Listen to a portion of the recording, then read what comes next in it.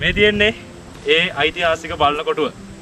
ඉතින් ඇත්තටම මේ තැනේ වාසිය අපිට හොඳට පේනවා. අර පැත්තට අපි ගියොත් එහෙම. මොකද මේ පැත්තේ මේ බැලුවට පස්සේ අපිට ඈත පේනවා. ඒක සතුරු ඈතින් එනවද කියන එක නිරීක්ෂණය කරන හොඳම තැනක් මේක.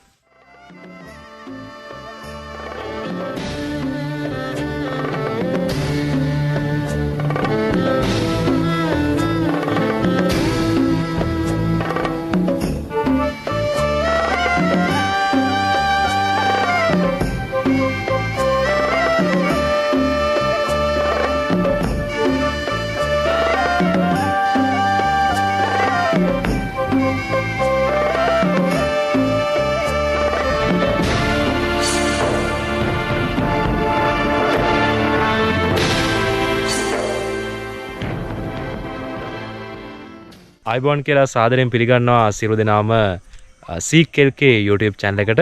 ඉතින් ඔයගොල්ලන්ට channel එක අලුතෙන් ආයි පටන් ගත්තට පස්සේ ආයි අලුත් කරාට පස්සේ අරන් එන පළවෙනි වීඩියෝ එක තමයි අද මේ ගෙනල්ලා තියෙන්නේ. ඉතින් අපි ඇවිල්ලා ඉන්නවා කෑගල්ල මාවනැල්ල පහු කරගෙන හොන කඩු ගන්නාව ආශ්‍රිත ප්‍රදේශයකට. ඉතින් ඒ ඇවිල්ලා ඉන්නේ බලන කියන ඓතිහාසික බලකොටුව බලන්න. බලන ඓතිහාසික බලකොටුව බලන්න. හරිද? මොකද මේ බලකොටුවේ නමත් බලන. මොකද ඉතින් ඇත්තටම ඒකට හේතුවක් තියෙනවා. හරිද? එහෙම නමක් දාන්න හේතුවක් තියෙනවා. ඉතින් එතන බෝඩ් එකක් දාලා තියෙනවා. මේකේ විස්තරෙත් එක්ක ඉතින් අපිට පොඩක් එක කියවන්නත් පුළුවන් ඕනනම් ඓතිහාසික බලන කොටුව උඩරට රාජධානිය ආරක්ෂාව සලකා ඉදිකර ඇති බලන කොටුව. පළවන විමලධර්ම සූරි රජු සමයේ නිමවුවකි. ක්‍රිස්තු වර්ෂ 1592 1604 අතර කාලේ තමයි එතුමා රජ කරේ. උඩ එකක් දාලා තියෙනවා. ගිරිදුර්ග සහිත උඩරට පිවිසුම් මාර්ගයට ආසන්නව සතුරාගේ පැමිණීම දුරදීම පෙනෙන ආකාරයට මෙය ස්ථානගත කොට ඇත. 1597 වසරේදී පෙරෝ ලෝපේස්ත සූසා යටතේ පැමිණි පෘතුගීසි බලෑනිය දන්තුරේ සටනේදී සමුල ඝාතනය කිරීමට සිංහල හමුදාවට හැකි වූයේද බලන ප්‍රදේශය ආශ්‍රිතව යෙදූ යුද උපක්‍රම නිසාය. පළවන විමලධර්ම සූරි රජතුමාගේ නියමයෙන් අමුණුපුර මුදලිය යටතේ මෙහි නිමැවුම් කටයුතු සිදු කොට ඇත. ඒක තමයි මේකේ ඓතිහාසික විස්තරේ. මමත් පළවෙනි වතාවට තමයි ආවේ. අපි දෙන්නම එහෙමයි. ඇවිල්ලා නැහැ මීට කලින්. ඉතින් අපි යමු මේ බලන කොටුව කොයි වගේද කියලා ඉවරලා බලන්න. මේ පැත්තෙන් තමයි අපිට යන්න තියෙන්නේ.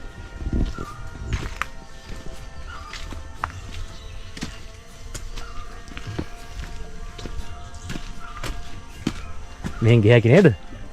කොට දෙකක් තියෙනවා පාරෙන් අයිනේ යන්න නැහැ. එහෙමද? දෙයක් කපලා. යන්න පුළුවන් නේද? පුළුවන් අයිනේ ගිහින්. හරි.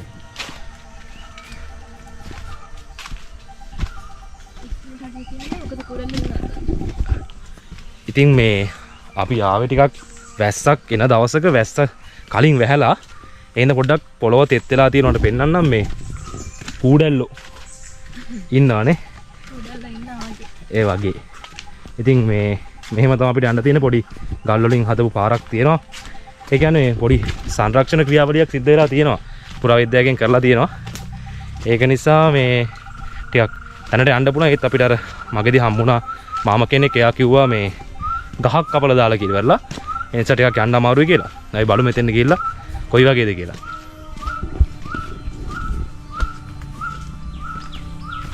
පොඩි දුරන්නේ මීටර 500ක් තියෙනවා මේ යන්න. ඔව්.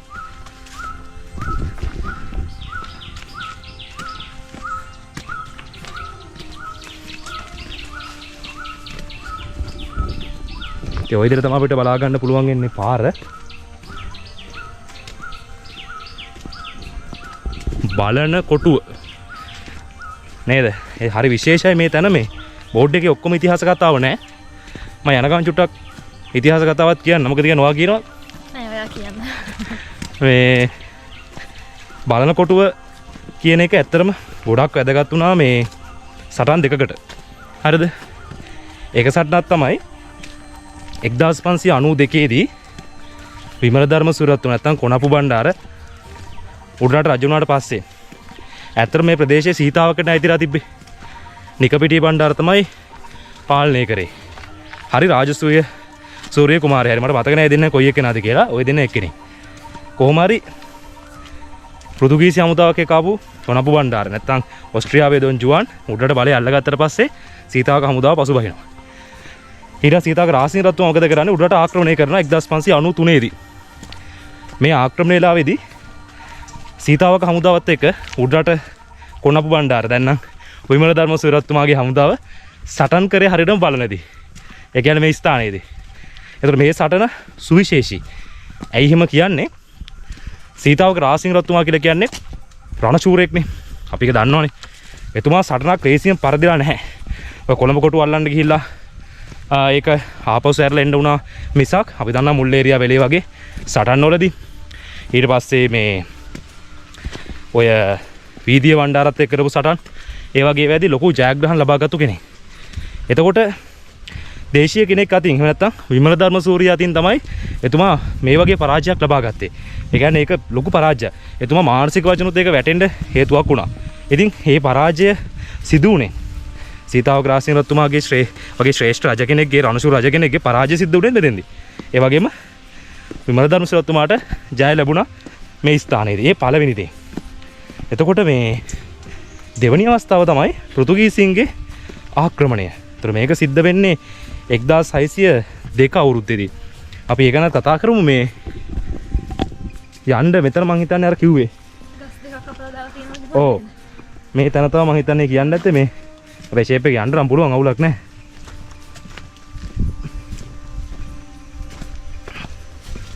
ගස්සකයක් කපලා ඉතින් හැබැයි කපන එක නම් අපරාධේ නේද? මේ හරි ඉතින්. ලොකු ගස් තියෙන්නේ. අම්මෝ අරක තමයි කියේ තියෙන අර තියෙන්නේ. අර කවුද මේ මට මතක් වෙනවා තවත් ඉතිහාස සිද්ධියක් අර අපේ ගම්පොළ රාජධානි කාලේ හිටපු වීරාලකේශ්වර කියන සෙනවියා මේ මින් අධිරාජ්‍යයේ චෙන්හෝ කියන සෙනවියා එනකොට ඔයගේ ගස් කපලා පාට දැම්මා කියලා කියනවා. මට ඒකත් මතක් වුණා. මේ හරියෙන් අපිට පැනලා පාරාල කියලා වෙන්න. මෙහෙන් යන්න පුළුවන් නේ. මේ පැත්තේ යන්න.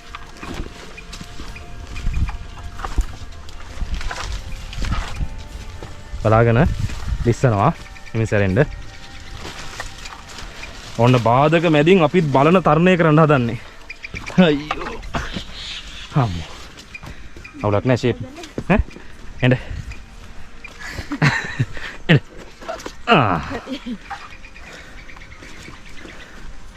බලාගෙන ඉස්සයි. හරි වත් බලාගෙන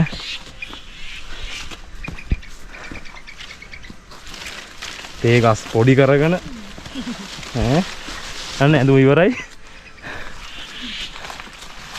ඔන්න වැඩි. හරිද? ආම්මෝ. කොහමද ඒක නම් පැනගත්තා මෙන්න මේක කොහොමද තරණය කරන්නේ? පොළොව රින්ගල තමයි යන්න වෙන්නේ. ඔන්න අස්සෙන් එන්න පුළුවන්. එන්න. බෑග් එක මං ගන්නද? මට බෑන ඔකයට රින් ගන්න. ඔන්න කොච්චර අභියෝග මැදින්ද යන්නේ කියලා දැක්ක නේද? හරිද?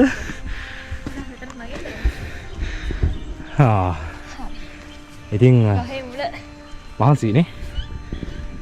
මේ හරිනම් ගෙවල් එහෙමත් නෑ. සම්පූර්ණ කැලේ තියෙන්නේ. මම හිතන අපි අර පොයින්ට් එකකට එන්නේ එජ් එකකට එන්නේ. හරිද? ඒක නිසා මේ හරිය මුකුත් නෑ ඉතින් කන්ද මුදුනනේ. හරි යමු. අපි දැන් නම් විතර මීටර් 500කට කිට්ටු වෙන්න ආවා. දැන් ළඟ ඇති. ඔව් මෙතන තියෙන පුරාවිද්‍යා සීමාව ලකුණු කරලා. එතකොට මේ දෙවනි යුද්ධයේදී දොන් ජෙරිනමෝද අසවේදු 1602 දී උඩට ආක්‍රමණය කරනවා. මෙන්න මේ වෙලාවේදී විමල ධර්මසූරිය රත්තුමා ඒත් ඊටාම සාර්ථකව පෘතුගීසි හමුදාව පසුබස්සවන්න කටයුතු කරන්නේ මෙතෙන්දී. බලන සටන. ඉතින් මේවා අතිශය වැදගත්. අපේ ලංකා ඉතිහාසයේ හරියට මේක කොයි වගේද කියනවනම් අද අපි මම කියන්නේ වෙනවට නෙමෙයි අද අපි ඇමරිකා එක්සත් ජනපදයත් එක්ක යුද්ධයක් කරනවා හිතමු. ඒ හා සමානයි සෙන්කඩකට අපේ කට්ටිය පෘතුගීසින් එක්ක සටන. මොකද යුද්ධ ශක්තිය ගත්තාම පෘතුගීසින් මාර ඉස්සරහා හිටියා. අපිට තිබුණේ නැහැ. ඒතර අපි භාවිතා කරේ උඩරට තියෙන මේ පිහිටීම. ස්වභාවික පිහිටීම. අපේ භූමියේ වාසිය. ඒක ලබන් තමයි අපි ජයග්‍රහණය කරේ. අපිට දැන් බලන කොටුව ඉස්සරහින් පේනවා. හරිද? අවයන්. හරි දැන් නම් මිදුමත් ගලලා තියෙන්නේ හරිද? ඒ ඔන්න මිදුම ඉල්ල තියෙන්නේ දැන්. අපි ආවේ මාර ටයිම් එක. 100ට කරලා කියන්නේ. ඔව්. දැන් වෙලාව ඕනනම් 5ට කිට්ටු ඇති. හවස. ඒ වගේ ටයිම් එක අපි ආවේ. අඩිපාරක් තමයි තියෙන උඩට යන්න. හරි ඔන්න හැටින් අපිට කොටුව බලා ගන්න පුළුවන්. හැබැයි මේවා මෙහෙම හරි පවත්වා ගන්න එක මාරු වටිනවනේ. හරිද? අපිට පෙන්නන්න. ඔව් අපේ අපිට බලන්න අපේ ප්‍රෞಢත්වය. ඉතින් අපි මේවා ආරක්ෂා කරනා වගේම ඉදිරි පරම්පරාව වලට බලන්නත් මේවා මේ විදිහටම ආරක්ෂා කරන්න ඕනේ අපි. මොකද අපිට මෙහෙම ඉතිහාසයක් තිබ්බා. හරිද? අපිට කොහොමද දැන් අපේ රටේ ඉතිහාසය ගැන හිතලා විතරයි සතුටු වෙන්න පුළුවන්. වර්තමානය ගැන හිතලා අපිට සතුටු වෙන්න බෑනේ. අපිට හිත හදාගන්න තියෙන එකම දේ ඉතිහාසය. ඒ නිසා මේ දේවල් අපි දකින්න ඕනේ. මේ තැන් වලට එන්න ඕනේ. එන්න අමාරුයිනේ. අපි සෑහෙන දුරක් බයික් එකේ ආවා.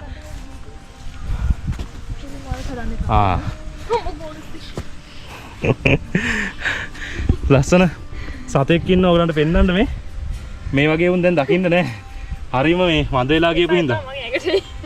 හරිද? ගෝනුස්සා එන්න ඔය හැපෙතෙන් ටගර. මේ ඔයගේ සතු දැන් දකින්න නෑ. හරි අඩුයි. මන්ද වෙලා යන සත්තුනේ. ඉස්සර නම් හිටියා. හරි ඉතින් ඔන්න අපි කොටුවට ආවා. අපි දැන් ඔන්න මුදුරට යන්න හදන්නේ. ඕ ලස්සන වදනක් තියෙනවා. ගස් මත කුරුටු ගෑම රිලවුන්ගේ පුරුද්දකි. අපේ අයත් ඉතින් දන්නවනේ. රිලව් වගේ තමයි. ආවොත් තැනක විනාශ කරනවා. හොඳයි. ඉතින් ඒ ඓතිහාසික බලකොටුවට අපි ආවා. බලන කොටුව. ඉතින් මේ තියෙන්නේ ඒ ඓතිහාසික බලන කොටුව. ඉතින් ඇත්තට මේ තැනේ වාසිය අපිට හොඳට පේනවා. අර පැත්තට අපි ගියොත් එහෙම. මොකද මේ පැත්තේ මේ බැලුවට පස්සේ අපිට ඈත පේනවා. ඒක සතුරු ඈතින් එනවද කියන එක නිරීක්ෂණය කරන හොඳම තැනක් මේක. ඉතින් ඒ නිසා මේ තැන කොච්චර වටින්න ඇද්ද එදා. හරිද? රාජ්‍ය ආරක්ෂා කරන්න මොන තරම් වටින්න ඇද්ද කියලා අපිට හොඳටම හිතා ගන්න පුළුවන්. අපි යමුද ඉස්සරහට? මහන්සිනේ? මහන්සි කන්දනගෙන. දෙයි මහන්සි දැනෙන්නේ නැහැ නේද උඩගත්ත. උඩගත්ත එක දැනෙන්නේ නැහැ. ඉතිහාසය ගැන මතක් වෙනකොට මහන්සි අමතකලා යනවා. ඔව්. ඉතින් අපි තීරණාත්මක සටන් දෙකක් අපේ රටේ. ඔව්. ජයග්‍රහණය කරේ මේ ස්ථානයේදී. මෙතන තමයි අපි ඒකට යොදාගත්ත තැන. මේවා ජය ගන්න අවශ්‍ය මාර්ගය හදාගන්න තව ඉන්නවා භාණ්ඩයක් පරිස්සමෙන් එන්න. ඔන්න. හරි. එයාලා තමයි ආරක්ෂාවට ඉන්නේ භූමි. ඔන්න තැන. ඔව්. ගිනි ගොඩක් ගහලා තියෙනවා. මම හිතන්නේ මේක සංරක්ෂණය කරන්න පුරාවිද්‍යා නිලධාරීන් ඉන්නවා ඇති. ෆිල්ම් එක. ඔව්. ෆිල්ම් එකකටත් මේක ගත්තා. හරිද? මම හිතන්නේ දේවි කුසුමාසනනේ. දේවි කුසුමාසන ෆිල්ම් එකටත් මේ ස්ථානය ගැන ලොකුවට කතා කරපු එකක්. ඉතින් බලකොටුවේ පැරණි ගල් අපිට නැවත සංරක්ෂණය කරලා ගොඩනගලා තියෙනවා බලා ගන්න පුළුවන් මේ විදියට. ප්‍රාකාරය අපිට මේ මෙතන හොඳටම පේනවානේ. ඒ වලිසෙන් යමු ලෙස්තනවා පල්ලම තියෙන්නේ. ප්‍රාකාරයේ කියන්නේ බලකොටුවේ ප්‍රාකාරයේ තත්ත්වය කොහොමද කියලා මෙතනින් බලන්න පුළුවන් කොට ඉස්සරේ බලන්න බහිමු. මේ තියෙන අපේ කට්ටියගේ වර්තමාන බොහොම දක්ෂ දේවල් මේ තියෙන හොඳට පේනවද? මේ තමයි වර්තමාන අපේ අයට පුළුවන් දේ. ඔයා එන්න බලාගෙන විදුරු කට තියෙනවා ඈ. ටෙලිෆෝනේ. ඉස්සරේ බලන්න. මෙන්න අපිට මේ තමයි ප්‍රාකාරය බලා ගන්න පුළුවන් ඉන්නේ. පේනවනේ. ඉතින් ඔය තමයි පැරණි බැම්ම මේකේ බලකොටුවේ. හරි පහළට ගොඩක් පල්ලම තියෙනවා. එනවනේ. අපි යමු උඩට. ඉතින් මේ හරි බලන්න කියලා දෙයක් නැහැ. වීදුරු කටු ගොඩාක් දාලා වීදුරු බින්දලා මං හිතන්නේ මෙතන කවුරු හරි සාදයක් පවත්ලාද කොහෙද? ඒක තමයි. ඔව් නාගිනි කොටක් තියෙනවා. හරිද? හා. ඉතින් ඔන්න ඈත පේනවා අපිට. හරිද? සතුරු කණ්ඩායමක් ඈතින් එනවනම් මෙතන ඉඳලා බලන්න පුළුවන්. මේ වටිනාකම අපිට කොච්චරද කියලා හිතා ගන්න පුළුවන්. පේනවනේ. ඈතට පේනවා මං හිතන්නේ කෑගල්ල. එතනොත් එහාට පේනවා. හරිද? මාවනැල්ල කෑගල්ල එතනොත් එහාට අපිට බලා ගන්න පුළුවන්. අර මේ පේන නගරය කෑගල්ලද? ඒක හරියටම මට කියන්න බෑ. මේ මට එහෙම කියන්න අවබෝධයක් නැහැ. හරිද? මං හිතන්නේ කොහොම හරි හරිය වෙන්න ඕනේ ඔය අපිට පේන්නේ. ඉතින් කොහමත් ඈත පේනවනේ කොහමත් බලන් හිටියේ කොළඹ දිශාවනේ. ඒ කියන්නේ මේ පැත්තේ සතුරු හමුදාවක් සීතාවකින් આવොත් එන්නේ. සීතාවෙන් හරි කොළඹ පැත්තෙන් හරි. ඒක නිසා අනිවාර්යෙන් ඒ හරිය වෙන්න ඕනේ ඔය පේන්නේ. මම හිතන විදිහට. ඉතින් ඔව් මං හිතන්නේ එහෙම තමයි. අර අපිට පේනවා ඔයාලට පේනවද දන්නේ නැහැ මේ මම ඒක පෙන්නන්න වීඩියෝ එකේදී පුතුවන් කන්ද සරදියල් හිටපු. ඉතින් ඒක ලස්සනට බලා ගන්න පුළුවන්. ඔන්න කඳුපන්ති ඈතට පේනවා. ඔයාලට පේනවද? සරදියන්නේ පුතුවන් කන්ද. ඉතින් උලම් පාර හින්දා ටිකක් වොයිස් එක ක්ලියර් නැති වෙන්නත් පුළුවන්. ඉතින් පුරාවිද්‍යාවකින් සංරක්ෂණය කරලා මේකේ කොටු පවුර අපිට බලා ගන්න පුළුවන් මේ විදියට. ඔය තමයි කොටු පවුර. ඔය තමයි කොටුව. ඉතාමත් ආරක්ෂිත බල කොටුවක් අපේ රටේ තිබුණා. ඉතින් ওই ටික තමයි මෙතන පෙන්වන්න තියෙන්නේ. බල කොටුව ගැන ඓතිහාසික විස්තරය දැනගන්න ඇති කියලා හිතනවා. ඉතින් මේක දිගටම අපි මේක ආරක්ෂිත ස්ථානයක විදිහට පවත්වා ගත්තා. ඒ කියන්නේ පෘතුගීසීන්ගෙන් පස්සේ අපිට ලොකු තර්ජනයක් උනේ ලන්දේසින්. તો ලන්දේසින්ගේ කාලෙදිත් අපි උඩරට රාජධානිය ආරක්ෂා කරගත්තා. ඒ සඳහාත් මේ බලකොටුව වැදගත් වුණා. එතනින් පස්සේ බ්‍රිතාන්‍ය පාලන සමයේදී බ්‍රිතාන්‍ය මුහුදුබඩ පාලනය කරනකොට 1815ට කලින් ඒ කාලෙදිත් අපිට මේ ස්ථානය ගොඩක් වැදගත් වුණා. බ්‍රිතාන්‍යයන්ගෙන් ආරක්ෂා කරගන්න විශේෂයෙන්ම 1803 වගේ ආක්‍රමණ අවස්ථාවලදී 1815 දී අපි උඩරට රාජධානිය යටත් වීමත් එක්ක මේ ස්ථානෙ ඉතින් මේකේ තියෙන වටිනාකම නැතුව ගියා. ඉතින් ඊට පස්සේ මේක මේ වගේ නටබුන් වෙලා අද තියෙන තත්ත්වයටපත් වුණා කියලා අපිට හිතා ගන්න පුළුවන්. ඉතින් ඔය ටික තමයි වීඩියෝ එකෙන් අපිට පෙන්වන්න තියෙන්නේ. ඉතින් ඕගොල්ලෝ පුළුවන් නම් එන්න. මම ලොකේෂන් දාලා තියෙනවා පළවෙනි කමෙන්ට් එකේ වීඩියෝ එකේ. අනිවාර්යෙන් බලාගෙන ඉන්න. දරුවන්ට මේ තැන් පෙන්වන්න. හරිද? මොකද ඒක වැදගත්. අපිට ඉතුරුලා තියෙන්නේ මෙච්චරයි. හරිද? මේ දේවල් ටික විතරයි. ඉතින් මේවා හරි කියා දීලා ඒ ළමයිගේ ඔළුව ටික හදලා හරිද මේ රට ඉස්සරහට හරි දියුණු කරන්න මානසිකත්වයක් අරන් දෙන එක තමයි අපි කරන්න ඕනේ අනිවාර්යයෙන්ම. ඉතින් ඒක නිසා වීඩියෝ එක හොඳයි නම් ලයික් එකක් දාන්න. කමෙන්ට් එකක් අනිවාර්යෙන් බලාපොරොත්තු වෙන හැමෝගෙම. ඉතින් හොඳයි කියලා හිතනවනේ වීඩියෝ එක අනිවාර්යෙන් ෂෙයා කරන්න. තව කෙනෙක්ට දැනුවත් වෙන්න ඕනේ හින්දා. එන අතර ගිහින් සියලු දෙනාටම ජය වේවා.